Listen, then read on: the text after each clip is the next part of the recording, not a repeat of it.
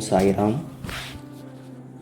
இன்றைக்கி நம்ம பாபாவோட அற்புதத்தில் அதே போல் தான் உதியோட மகத்துவத்தையும் பாபாவோட அற்புதத்தையும் பார்க்க போகிறோம். ஒரு சின்ன ஸ்டோரி தான்.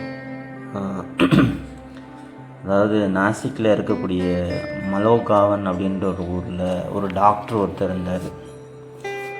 அவரோட சகோதரியின் மகன், அதாவது அக்கா தங்கச்சி, அவங்களோட பையன் குணமாக்கவே முடியாத ஒரு எலும்புருக்கி நோய் அப்படின்ற ஒரு கட்டியால் ரொம்ப கஷ்டப்பட்டுட்டு இருந்தாங்க.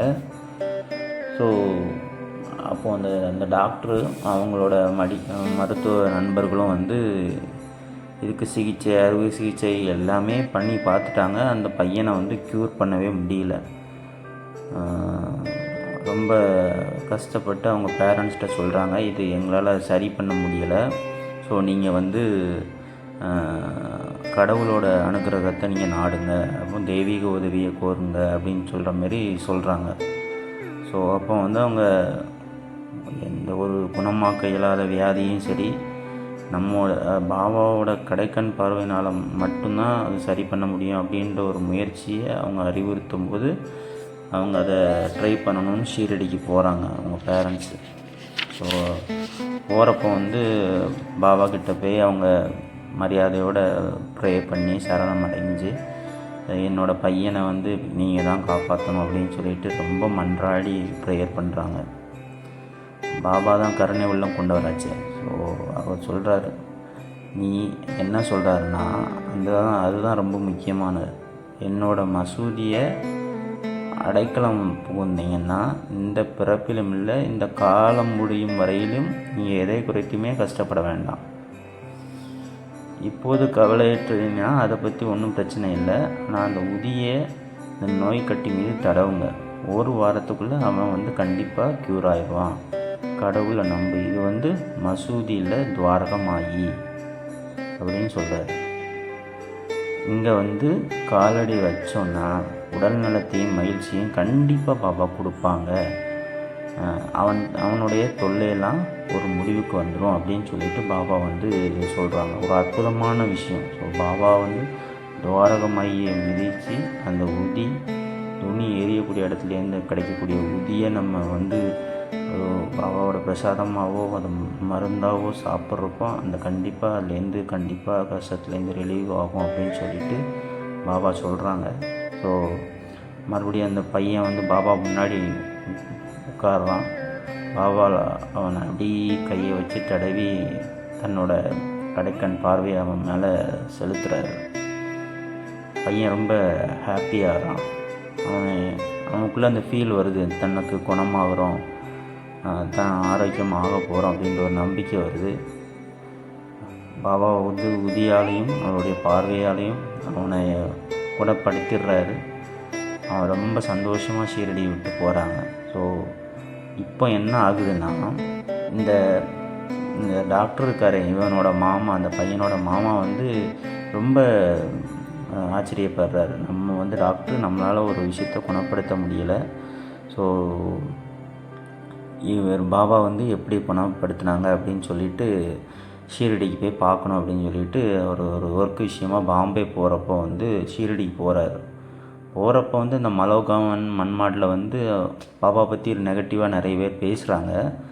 பேசுகிறப்போ அவருக்கு மைண்ட் மறுபடியும் மாறிடுது. ஷீரடிக்கு போகிறத போஸ்ட்போன் பண்ணிடுறாங்க, அதாவது தள்ளி வச்சிடுறாங்க. தள்ளி வைக்கிறப்போ பாம்பேக்கே போயிட்டு அப்புறமா அங்கே ஹாலிடே அலிபாக்கில் இருக்கிறப்போ பாபா அந்த டாக்டரோட கனவுலே போய் கேட்குறாங்க, நீ இன்னும் என்ன நம்பலையா, நம்ப மறுக்கிறியா அப்படின்னு ஒரு வாய்ஸ் அவரோட கனவுல வருது. அப்புறமா அந்த டாக்டர் மனசை மாற்றிக்கிட்டு மறுபடியும் ஷீரடிக்கு செல்லும்போது அந்த பாம்பேயில் அவரோட பேஷண்ட் ஒருத்தருக்கு ஒட்டு ஜுரம் இருக்குது. ஒட்டு ஜுரம் இருக்கும்போது அவருக்கு ட்ரீட்மெண்ட் பண்ணிகிட்டு இருக்கனால அவருக்கு ஷீரடி போக முடியாத சூழ்நிலை. அப்போ பாபா கிட்ட அவர் ஒரு வேண்டுதல் வைக்காரு, இந்த பையனுக்கு சீக்கிரமாக பேஷண்ட்டுக்கு சீக்கிரமாக குணமாயிருச்சுன்னா நான் உன்னை பார்க்குறேன்ற ஒரு எக்ஸாம் மாரி பாபா கிட்ட வைக்கிறார். வச்ச உடனே என்ன ஆகுதுன்னா அந்த பையன் குணமாகவே இல்லாத பையன் வந்து டக்குன்னு குணமாகறான். ஆச்சரியம் என்னென்னா அதுதான், அவர் இந்த மாதிரி ஒரு நீ எனக்கு சரி பண்ணி கொடுத்தேன்னா நான் உடனே ஜீரோக்கு வரேன் அப்படின்னு சொல்லிட்டு சொன்ன உடனே சரி பண்ணி கொடுத்துட்றாரு.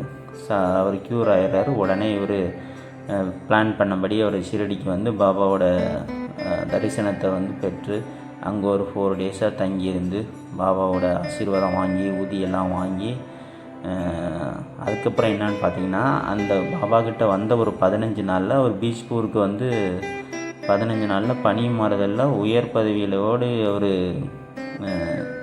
போயிருக்கார். அவர் வந்து அவரோட மருமகனுக்கு க்யூரான ஒரு ரீசனுக்காக தான் ஷீரடிக்கு வந்தார். இப்போ அவருக்கும் உயர் பதவி கிடச்சி அவர் வந்து பணி மாறுதலில் வெளியூர் போயிருக்கார். இது என்ன அப்படின்னா, பாபா ஒரு குரு இல்லை ஞானி இவங்கள போல அவங்களோட பாதம் கமலங்களில் நமக்கு ஒரு பக்தியை தோற்றுவிக்கிறதுக்கு இந்த மாதிரி சம்பவங்கள்லாம் ஒரு மிகப்பெரிய காரணம். அவங்க நம்ம கடவுள் ஞானிகளோட தரிசனம் பண்ணுறதே நமக்கு ஒரு பெரிய பாக்கியம். ஸோ இந்த மாதிரி இன்சிடென்ட்ஸு இன்னும் நமக்கு அவங்க மேலே இருக்கிற நம்பிக்கையும் பக்தியும் அதிகப்படுத்துறது வந்து ரொம்ப ஹாப்பியாக இருக்குது. ஸோ நீங்களும் அந்த துவாரகமாகி போங்க, கண்டிப்பாக உங்களோட ப்ரேயர்ஸை வைங்க, பாபாவோட உறுதி எடுத்துக்கோங்க. உங்களுக்கு என்ன கஷ்டம் இருந்தாலும் உடல் அளவிலையும் மணல் அளவிலையும் அந்த உதி சரி பண்ணும். விதியே சரி செய்தாலும் அதை என் உதி சரி செய்யும் அப்படின்ற ஒரு வார்த்தை தான். ஸோ கண்டிப்பாக ஷீரடிக்கு போகிறப்ப வந்து துவாரகமாகி கண்டிப்பாக பாருங்கள். உங்கள் வாழ்க்கையிலையும் நல்ல மாற்றங்கள் மாறுதல்கள் கண்டிப்பாக பாபா நடத்தி கொடுப்பாங்க. நம்பிக்கையை மட்டும் கைவிட்டுறாதீங்க. ஓம் சாய்ராம்.